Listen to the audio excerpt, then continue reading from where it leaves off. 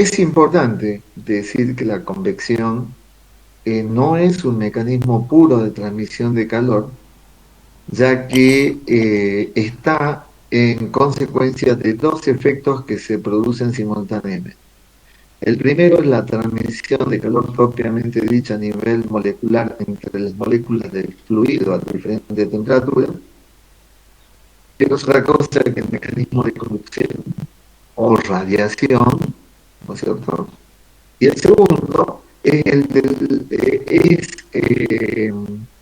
el que se produce simultáneamente con el desplazamiento y mezcla de ese grupo de moléculas en el seno del fluido.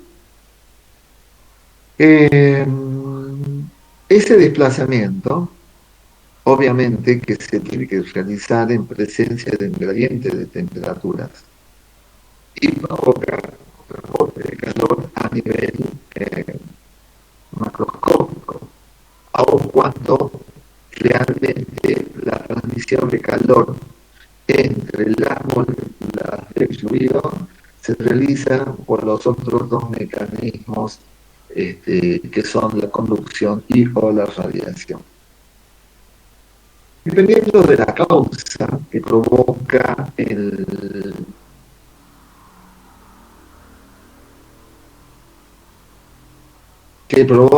movimiento del fluido, como dijimos, la convección puede ser forzada o puede ser natural. Es natural cuando el movimiento se debe a una diferencia de densidad del fluido provocado por diferencia de temperatura en su seno. Bien, vamos a ver ahora, acá en Kingston, ¿sí?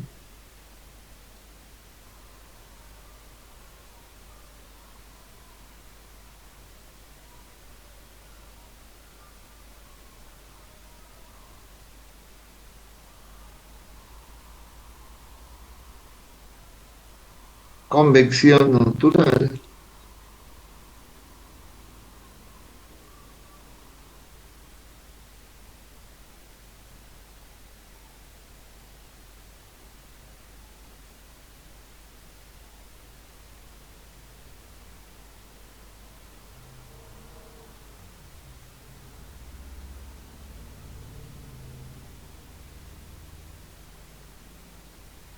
Bueno, bien, entonces volvimos de nuevo a dar el concepto.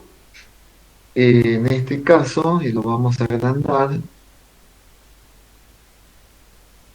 dice que el movimiento del fluido adyacente, supongamos una placa como la que se ve en la figura, una placa caliente en la superficie, entonces se supone que el fluido que está adyacente a esta placa, que está a alta temperatura, eh, ¿qué va a pasar, digamos? ¿Qué va a pasar? La densidad eh, del fluido va a cambiar debido justamente a la diferencia de temperatura entre el sólido y el fluido. O sea, cuando se deja enfriar la placa caliente al aire libre, las partículas de aire adyacente a la cara de la placa se calientan, su densidad disminuye y por lo tanto, como disminuye la densidad, obviamente la masa molecular en esta zona va a tender a elevarse y generando un movimiento de modo tal que la masa de moléculas cuya temperatura sea menor va a tener una densidad más alta, por lo que va a tender a impactar sobre la placa, generando así un movimiento de una buena masa molecular entre las zonas de alta y de baja temperatura. Y dijimos que cuando ese movimiento no lo genera una diferencia de densidades, sino más bien un medio externo, tal como un ventilador, una bomba, una, un compresor, en fin, cualquier otro dispositivo mecánico, para acelerar el paso del flujo del fluido sobre la cara del sólido, entonces la convección se denomina convección forzada. ¿Sí? Para que se distinga perfectamente la diferencia entre la convección natural y la convección forzada. Eh, Obviamente,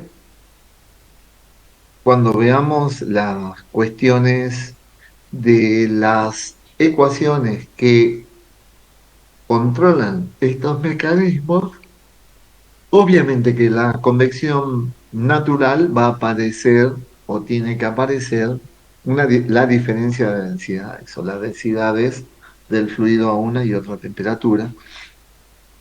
En cambio, cuando hablemos de convección forzada, seguramente va a aparecer el término velocidad como la variante generada por el mecanismo o el dispositivo mecánico externo, ¿no? Por ende, seguramente por acá deberá aparecer un número dimensional que va a ser el número de Reynolds porque es el que involucra la velocidad. Voy ya para que ustedes vayan viendo y distinguiendo en las ecuaciones lo que uno debiera esperar en el caso de que esté con convección natural o con convección forzada. Eh, es importante ver este tema de la capa límite porque en la introducción yo dije que en general este tipo de transferencia de calor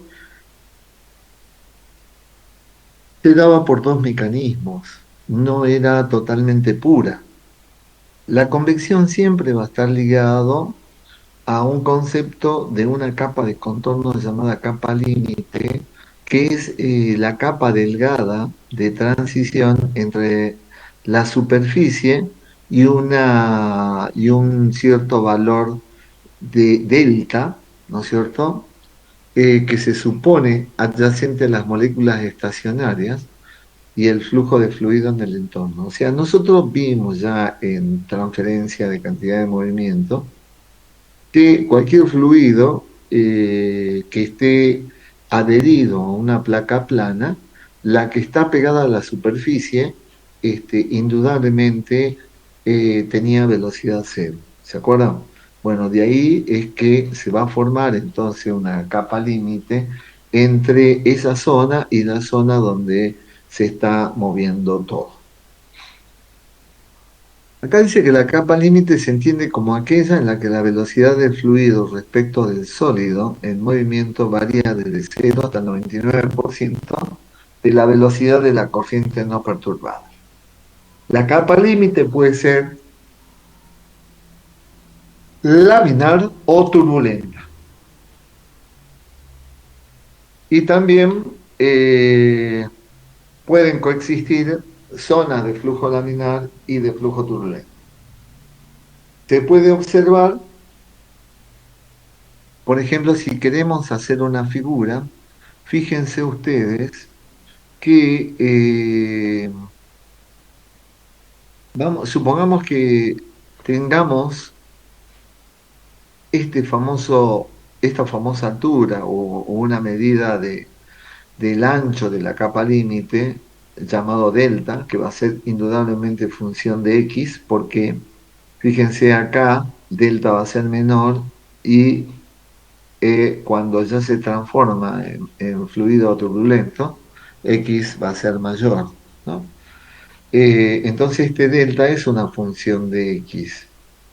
Y además nosotros podemos definir que fuera de la capa límite está ya la convección totalmente formada, por lo tanto la velocidad acá vamos a suponer que es la velocidad infinita o la velocidad flujo libre, digamos, por no darle un valor, sino es la velocidad con la que se está generando el movimiento de transferencia de calor.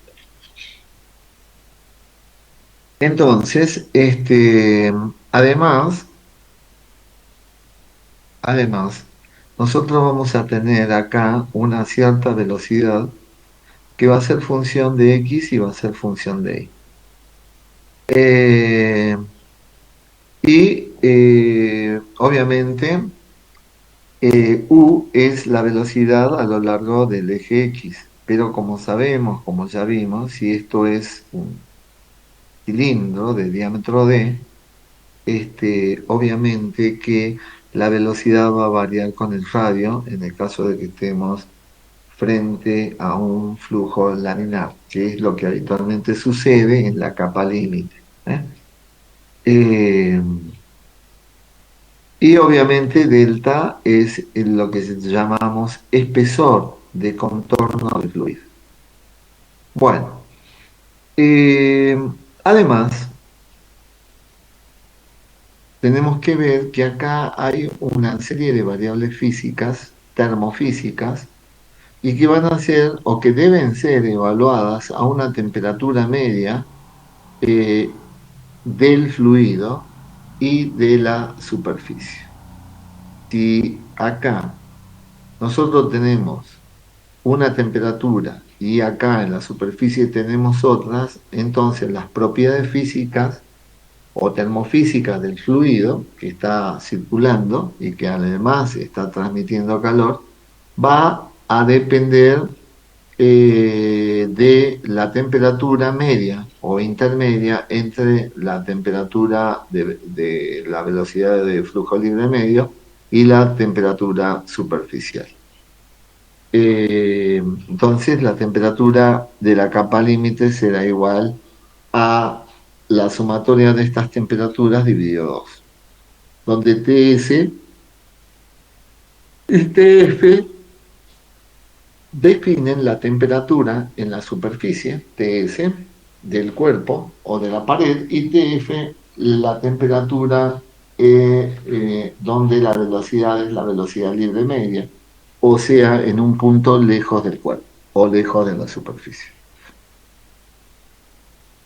La ecuación que vamos a usar para la transferencia de calor es la denominada ley de enfriamiento de Newton, que en realidad no es una ley, es simplemente una ecuación, más que todo es una definición del coeficiente de transferencia de calor o coeficiente de convección, y que dice que la variación de calor por unidad de tiempo o la velocidad con la que se transfiere calor por convección o punto es igual a un coeficiente de convección o a un coeficiente de transferencia de calor por el área por el delta de temperatura. Si yo lo quiero definir, como vimos en la clase anterior, a la transferencia de calor o a la velocidad de transferencia de calor como una relación entre la fuerza motriz y la resistencia, entonces vamos a definir como fuerza motriz, como lo veníamos haciendo, igual a delta de T, y la resistencia térmica como 1 sobre H por A, donde H es el coeficiente de transferencia de calor o coeficiente de convección. Ahora, hay algunas aclaraciones que nosotros tenemos que hacer en torno a esta ecuación.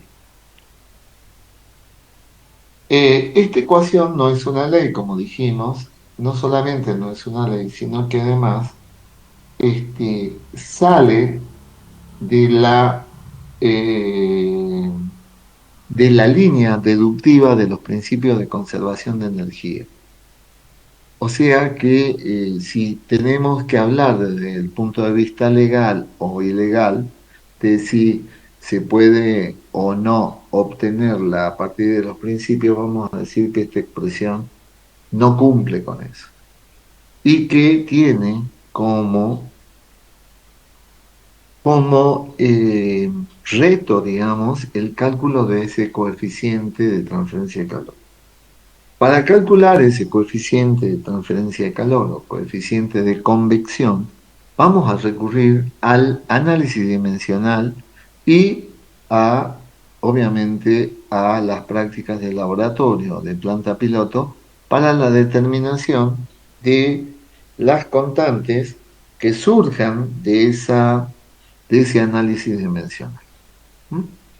O sea, para obtener el valor de H, nosotros vamos a recurrir entonces a ese artilugio matemático que nos va a permitir obtener correlaciones a través de la cual vamos a calcular el valor del coeficiente de convección H. Ahora, esas correlaciones indudablemente van a ser relaciones que dependen de varias variables, que no depende únicamente de una variable.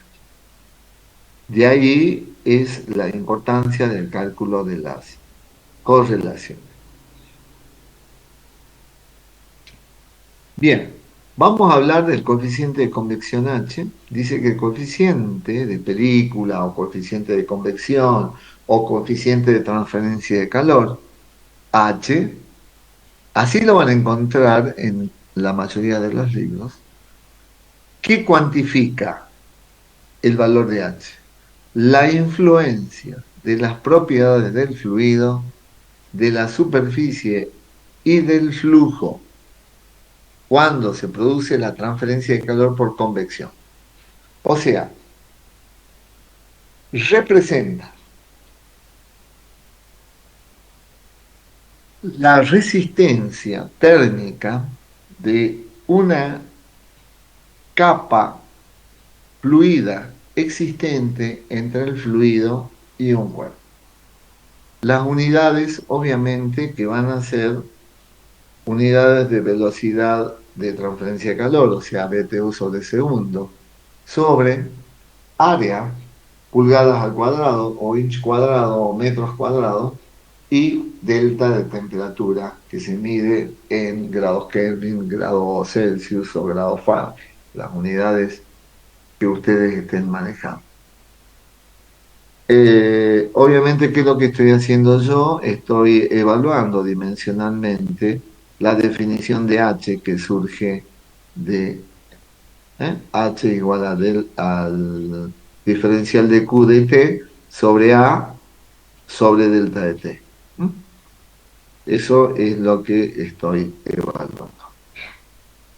Bien, como dijimos, H es un parámetro que se determina experimentalmente. Por eso dije que lo primero que se hace para poder calcular ese H es, con el análisis dimensional, obtener relaciones que vinculen H con las otras variables que están involucradas. Ese análisis dimensional nos va a proveer una correlación. Y en la correlación van a aparecer algunos coeficientes no determinados que se determinan experimentalmente y que están fundamentalmente relacionados con el movimiento, con la geometría, con las propiedades físicas y con las propiedades termodinámicas del fluido. Eso no deben olvidarse ustedes. H, el coeficiente de convección, el coeficiente de transferencia de calor por convección, H, en fin, con el nombre con que lo encuentran ustedes en la bibliografía, todos son aceptables, es una función, entonces, y acá vamos a hacer la aclaración, para la convección natural de la densidad del fluido, la velocidad promedio del fluido, la dimensión característica del sistema, o sea, si estamos analizándolo en una placa será L, si estamos analizándolo en un cilindro será R, en fin, va a depender fundamentalmente de la geometría. Mu es la viscosidad, Cp es el calor específico del fluido, delta de T es la diferencia de temperatura o la fuerza electromotriz, K sub F es la conductividad térmica del fluido, G es la aceleración de la gravedad, alfa sub F es la difusividad térmica del fluido y beta es el coeficiente de expansión térmica. O sea, H es función de 10 variables, para que ustedes la tengan en cuenta y sepan por qué esta etapa del análisis turbulento de la transferencia de calor nos obliga a nosotros a recurrir al análisis dimensional y poder encontrar soluciones de correlaciones que nos permitan el cálculo de H para después poder calcular el flujo. Entonces, cuando se habla de transferencia de calor por convección, siempre el gran problema va a residir en la determinación de H, del coeficiente de convección apropiado. Entonces, lo primero que se va a hacer es recurrir al análisis dimensional, que nos va a arrojar una relación adimensional que se va a llamar estructura de correlación, y después, a través de experimentalmente, ustedes en el laboratorio o en la planta piloto van a obtener los valores eh,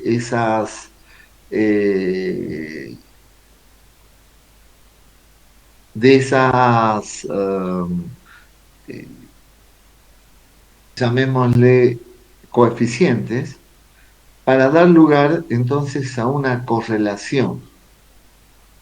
Esa correlación finalmente, que habitualmente involucra el número de Nusselt con otros números dimensionales,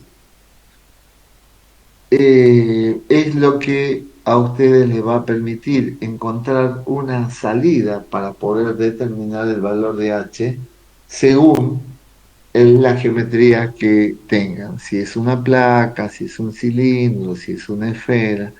Obviamente, si tiene un diseño distinto a estos, se puede hacer de la misma manera. Esas correlaciones son muchísimas.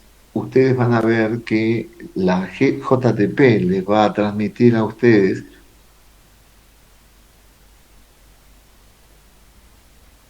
o les va a acercar varios listados de estos coeficientes, mejor dicho, de estas correlaciones,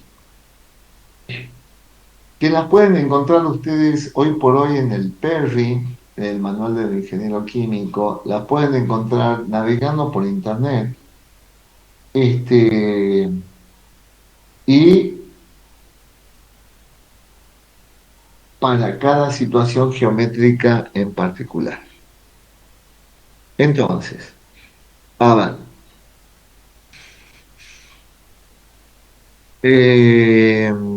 el análisis dimensional que vayan a aplicar pueden hacerlo a través del teorema de P-Buckingham, obviamente que agrupan variables en un número pequeño de parámetros adimensionales y que permiten caracterizar el fenómeno mediante lo que hasta acá hemos denominado correlaciones experimentales, aplicadas a todos los procesos que cumplan semejanza geométrica, semejanza cinemática y semejanza dinámica. Y estamos hablando de cada una de estas semejanzas porque van a tener en cuenta la proporcionalidad en las dimensiones, la proporcionalidad en las velocidades y la proporcionalidad en las fuerzas cuando vemos la parte de semejanza dinámica. Yo acá tengo algunas correlaciones. Para poder entrar a ellas, lo primero que vamos a definir es un número adimensional denominado número de Nusselt, que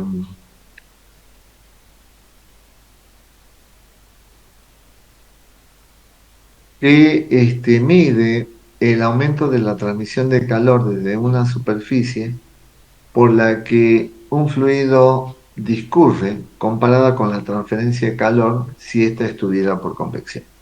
O sea, el número de Nusselt entonces es una relación entre el cálculo de la transferencia de calor por convección y la transferencia de calor por conducción.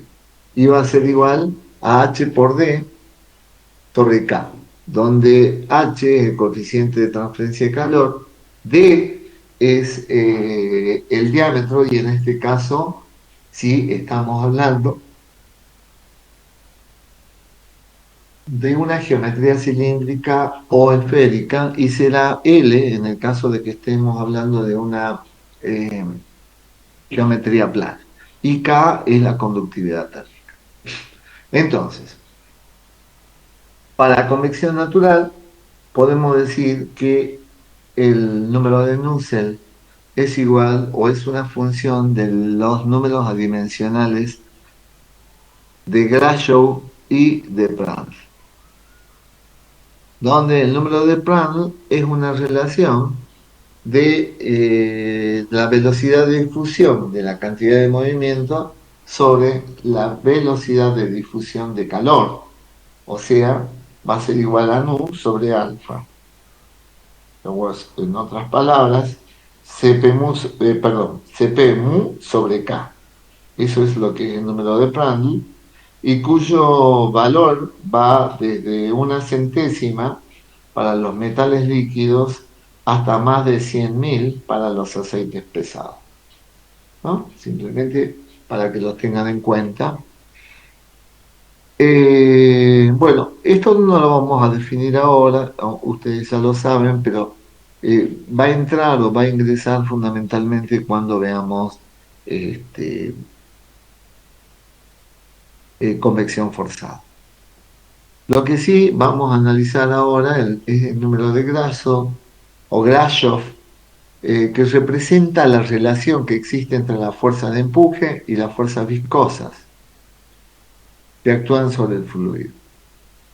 Es un indicativo del régimen de flujo en convección natural y el número de Grashof que se usa en la convección natural está definido como la gravedad por beta, por delta de T, por L al cubo, por ρ al cuadrado sobre la viscosidad al cuadrado.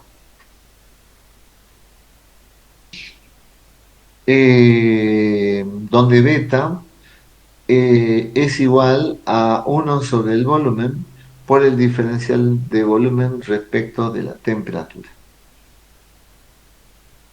Después podemos definir también un número adimensional Rayleigh, que es el producto del número de Grasov por el número de Planck.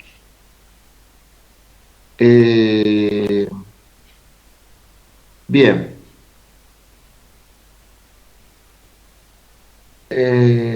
Bueno,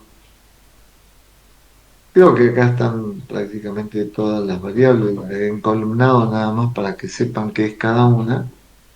Y se facilite así la comprensión de este mecanismo de transferencia de calor.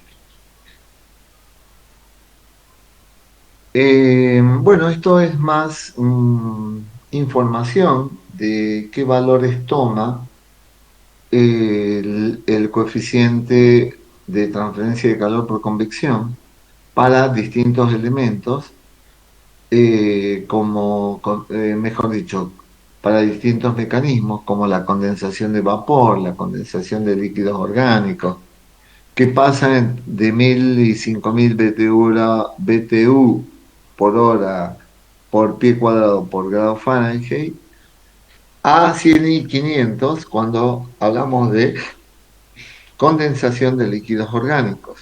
Y así.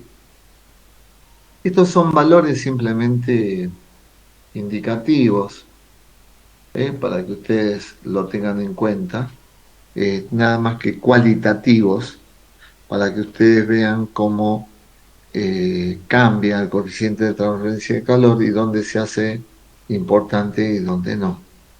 ¿Mm? Por ejemplo, el aire en reposo el valor de H es muy bajo frente al valor de H en la condensación de vapor, ¿no? Que pasamos de 0,5 a 5.000, ¿sí? Es estrictamente cualitativo para que ustedes lo tengan en cuenta. ¿Qué más?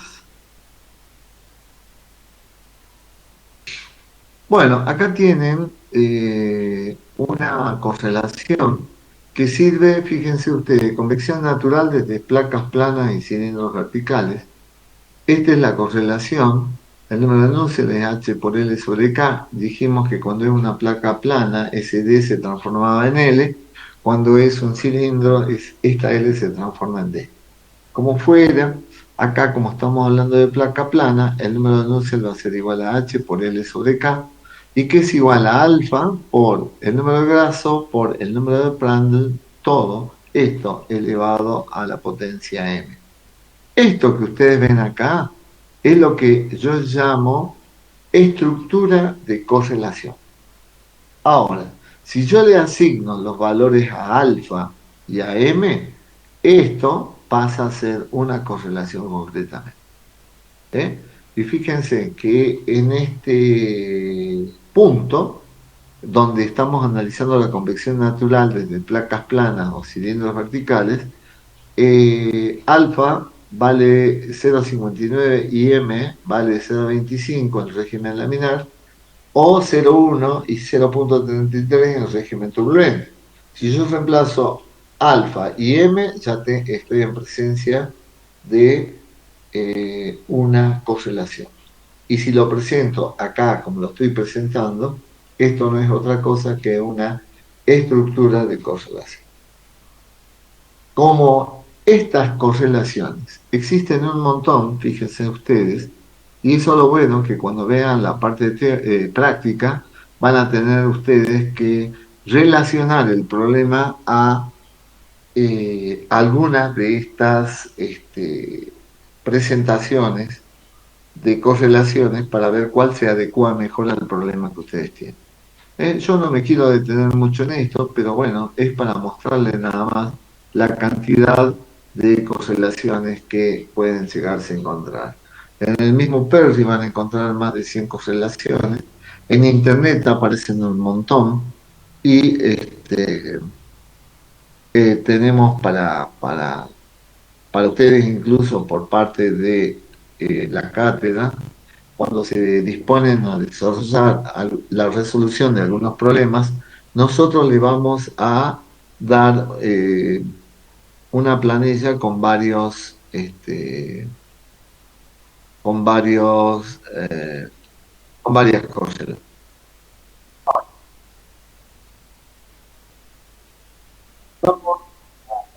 No sé qué está sonando acá.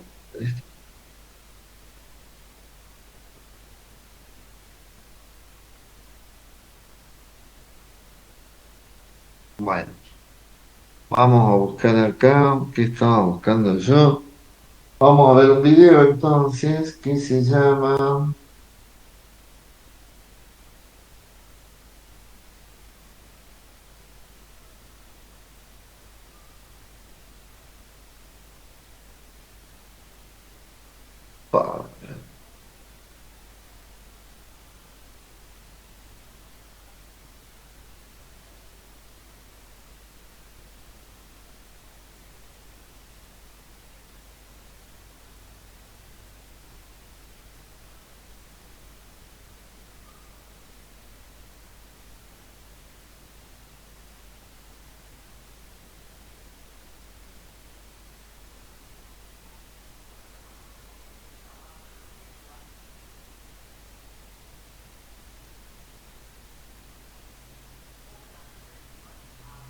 Creo que es esta, denme un segundo.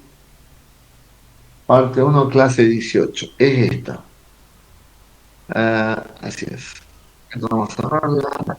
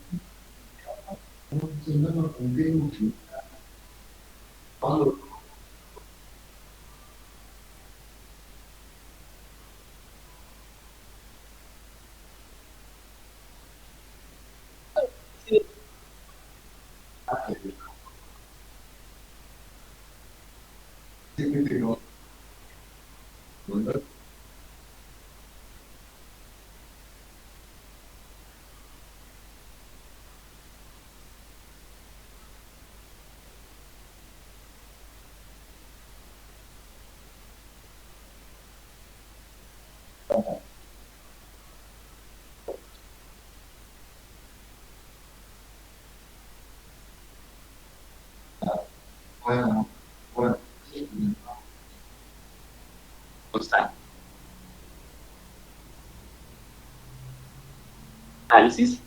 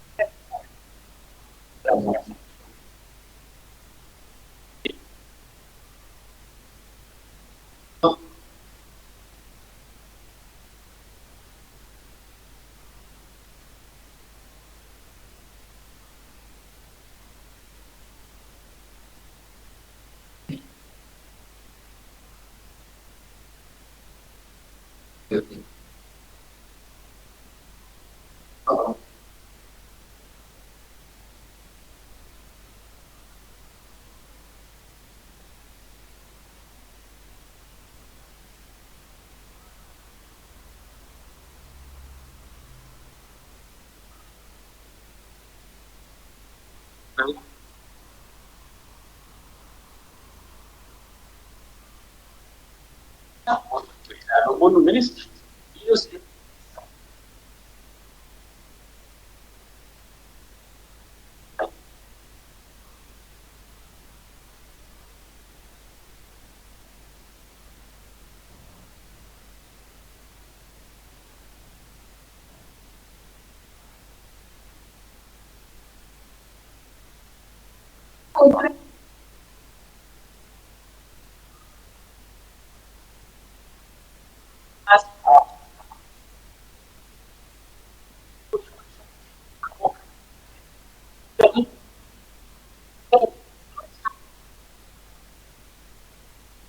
esto,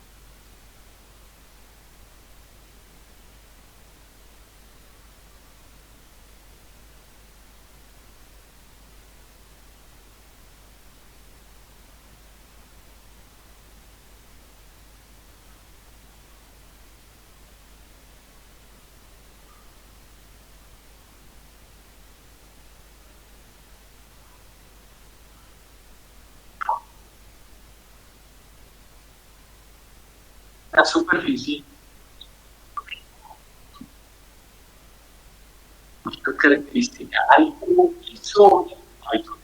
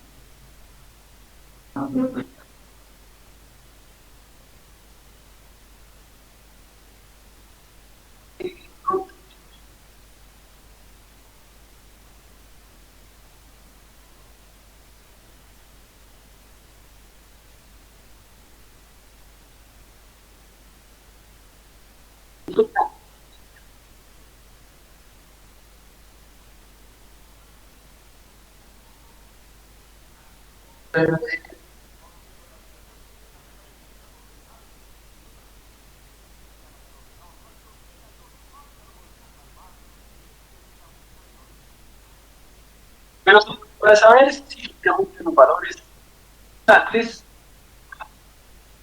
una tabla de ecuaciones.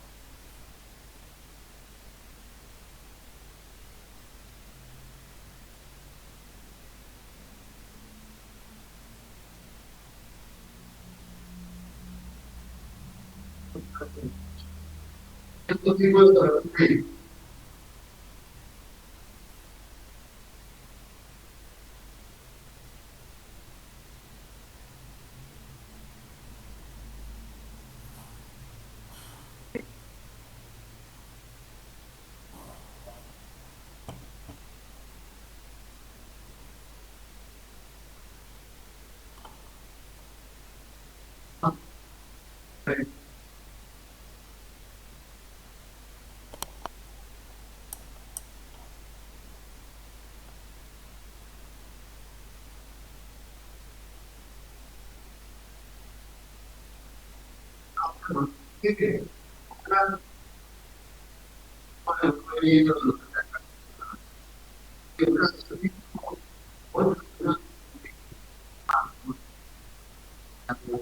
También la temperatura de ellas.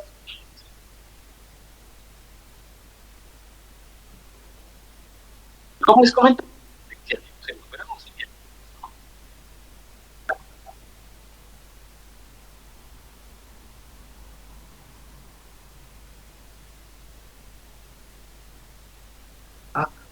Yo permiso acá, sí,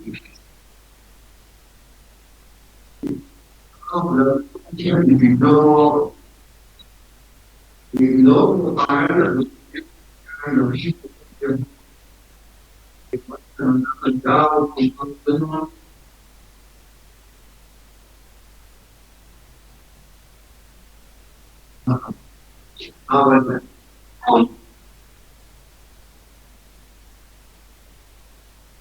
bueno, no me decís,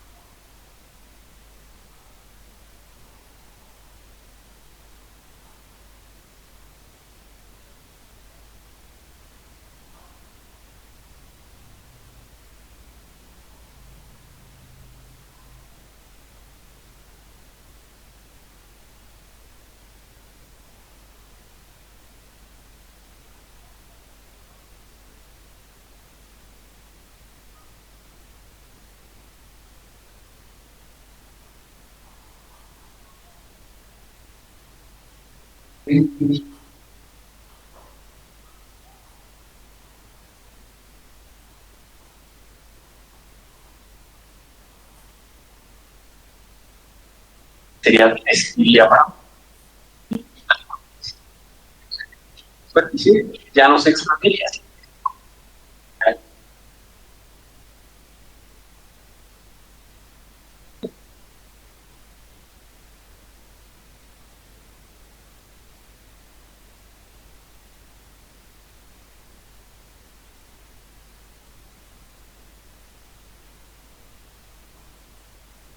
Como bien, si la superficie,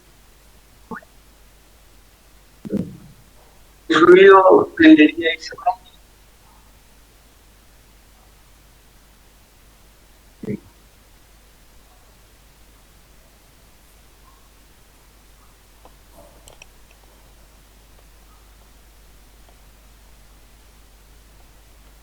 Bueno, anda también el proyecto.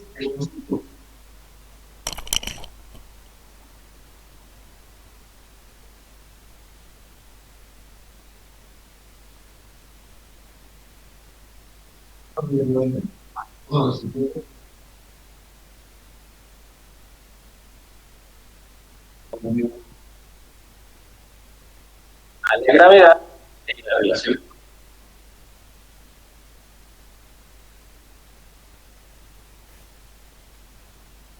vertical y la placa. Esto aplica para ángulo θ inferior a 60 grados. Ahora, si la placa está de forma horizontal y está caliente, las corrientes de flujo irán hacia arriba, el fluido tenderá a subir. Si la superficie caliente está arriba, no tendrá ninguna obstrucción, entonces subirá y se formarán estas columnas. Si la superficie caliente está abajo, el fluido tenderá a subir también en columnas. Aquí no podrá hacerlo porque se estrellaría con la placa, entonces rodearía la placa y luego seguiría su camino.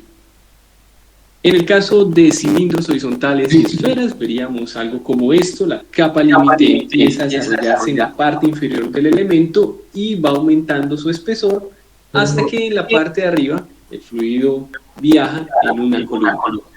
Y así tendríamos el movimiento del fluido que provoca la convección natural en estas geometrías comunes. Bien, con esto terminamos este video sobre la primera parte del tema convección natural. Los invito a ver un ejercicio resuelto sobre este tema en un video que les dejo en la descripción. También los invito a seguir viendo la segunda parte del tema. Muchísimas gracias por su atención, espero que les haya servido mucho. Aquí vemos algunas referencias si quieren estudiar más, si quieren aprender más. Pueden consultar estos libros. Que tengan un muy buen día. Hasta pronto.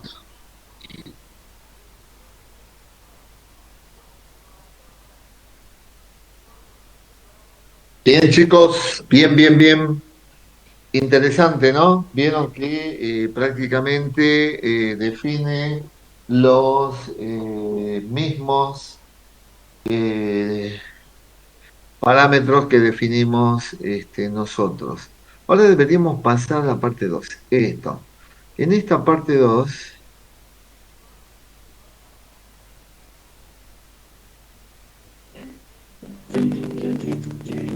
Placas de circuito impreso. Primero hablaremos de superficies con aletas y luego de placas de circuito impreso para terminar con un ejemplo de aplicación.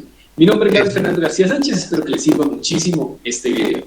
Eso es lo principal. Vamos a ir al ejemplo de aplicación.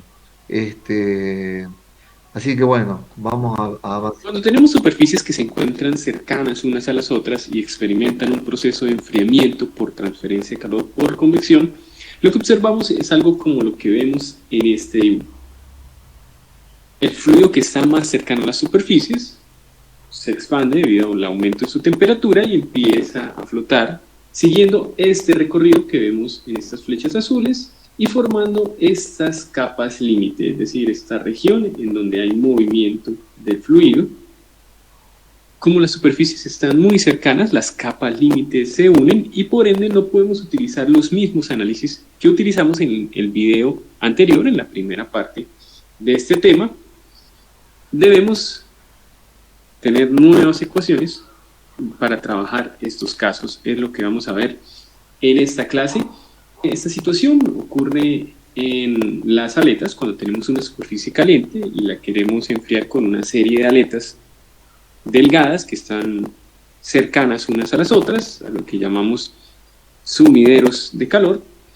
Y en las placas de circuito impreso, placas que contienen elementos electrónicos, en el primer caso podemos asumir que las superficies están a temperatura constante y en el segundo caso que están con un flujo de calor constante. En el caso de las aletas, de los sumideros de calor, podemos utilizar esta ecuación para calcular el número de Nusselt.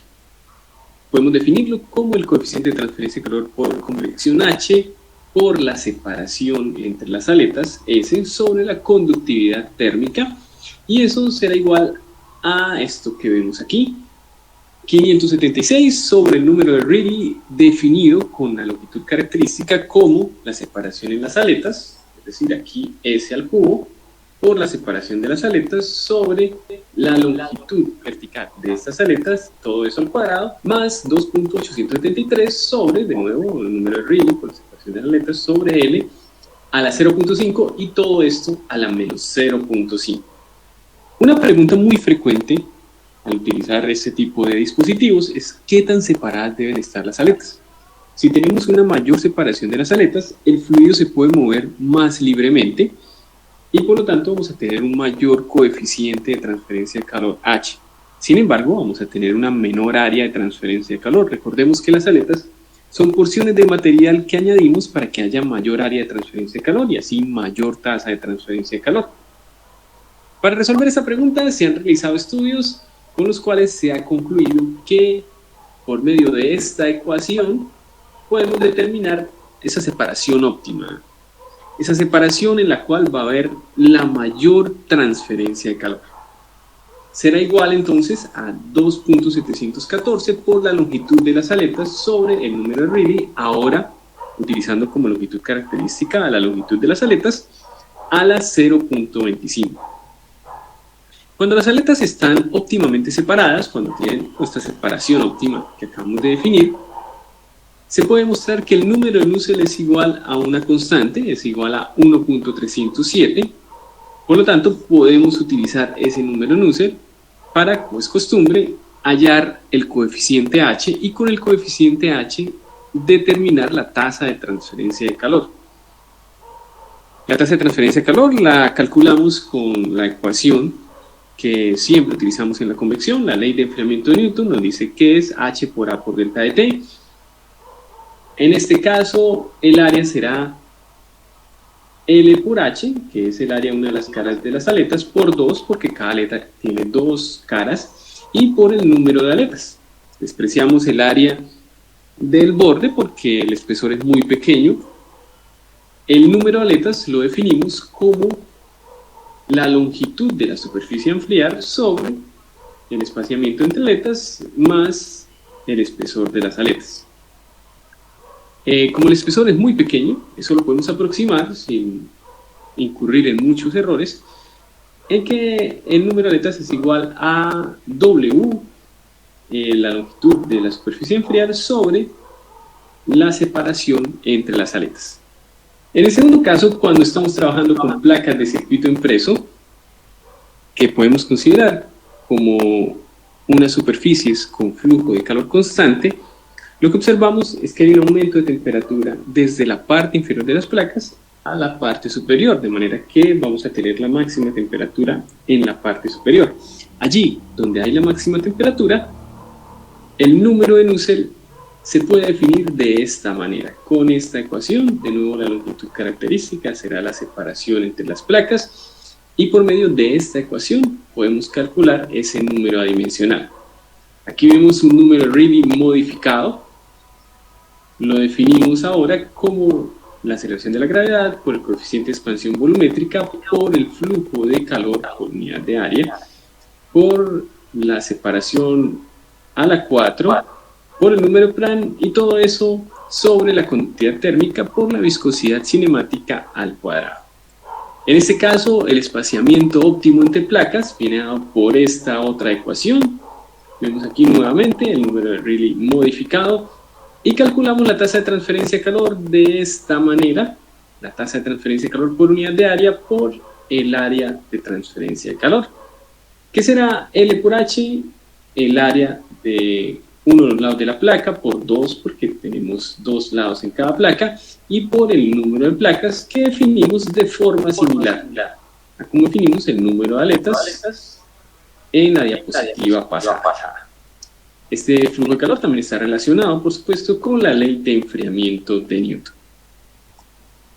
Bien, vamos a terminar con un ejemplo. Aquí vemos el enunciado. Queremos enfriar una superficie de 65 por 50 centímetros con una serie de aletas delgadas de dimensiones 50 por 50 centímetros, como lo podemos ver en la figura.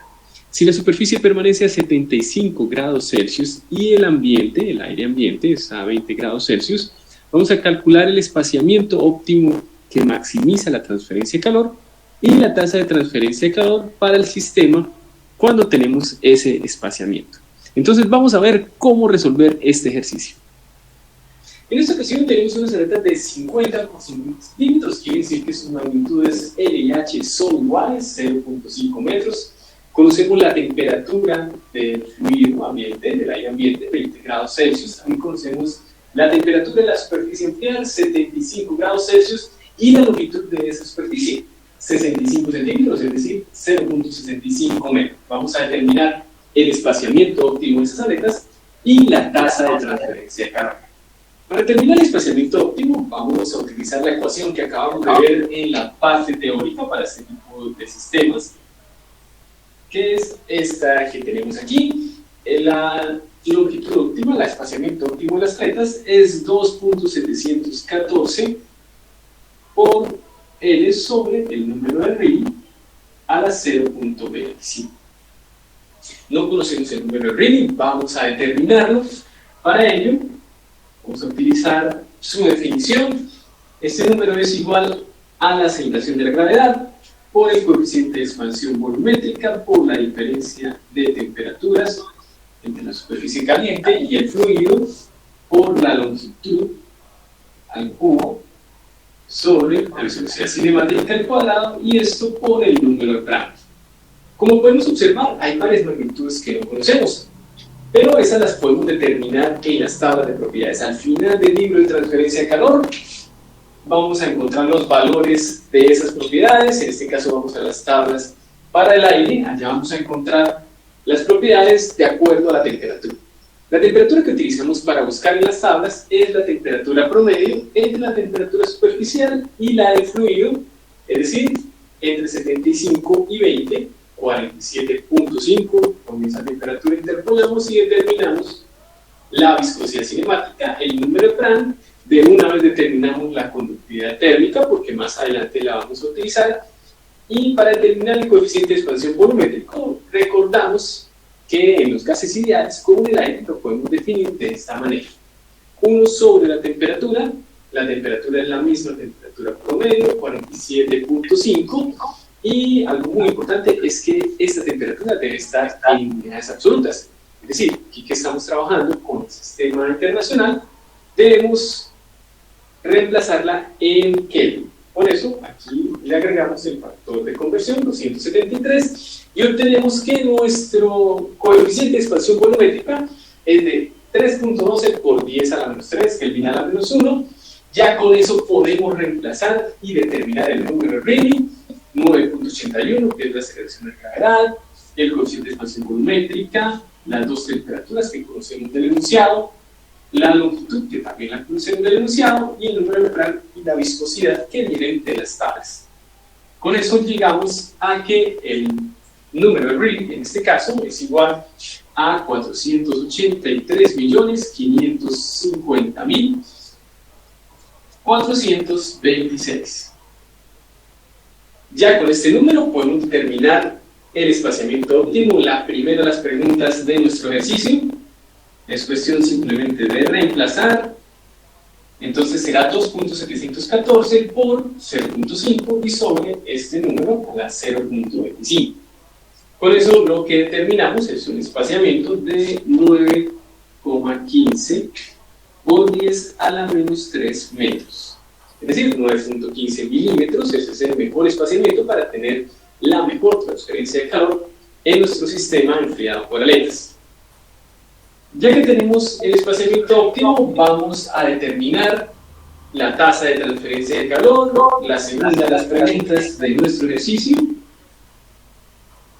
Esta la determinamos con la ecuación de la convección, la ley de implemento de Newton. Recordemos que es H por A por delta de T.